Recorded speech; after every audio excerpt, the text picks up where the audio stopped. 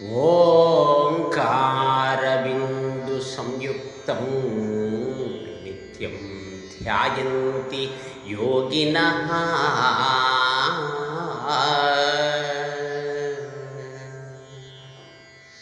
కామదం మోక్షదం చైవ ఓంకారాయ నమో నమః.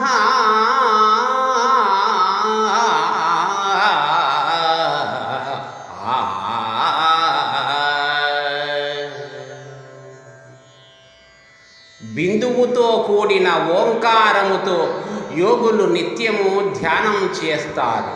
సర్వ కామనలను తీర్చేది, మోక్షమును కలిగించేది అయిన ఓంకారమునకు నమస్కరించుచున్నాను.